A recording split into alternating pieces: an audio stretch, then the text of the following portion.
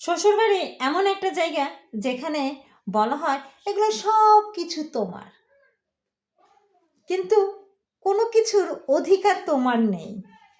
একটা মেয়েকে ঢাক ঢোল পিটিয়ে বিয়ে করে যখন শ্বশুরবাড়ি আনা হয় তখন বলা হয় এগুলো সবই তোমার। শ্বশুরবাড়িটা এমনই যেখানে বলা হয় এটা শ্বশুর বাড়ি, এটা আমাদের বাড়ি বলা যাবে না, কিংবা আমার ঘর বলা যাবে না, বলতে হবে এটা স্বামীর ঘর।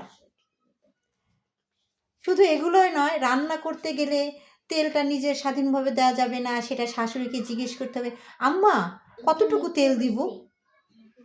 রান্না বাড়া সব করার পরও খাবারটা নিজের স্বাধীনভাবে খাওয়া যাবে না, অপেক্ষা করতে হবে তারা খেয়ে দিয়ে যাবে, কিংবা তারা যদি বলে আসো খাও তাহলে করা যাবে।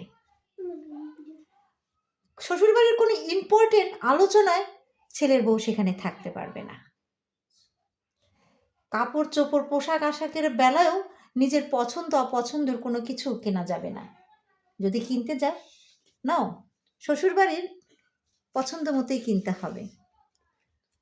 ওখানে তো বলা হয় এগুলো সবই তোমার, কিন্তু কোথাও কোনো অধিকার নেই।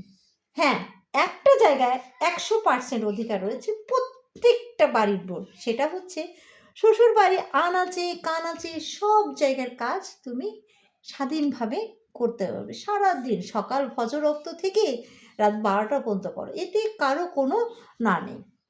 এই একটা জায়গায় 100% অধিকার রয়েছে।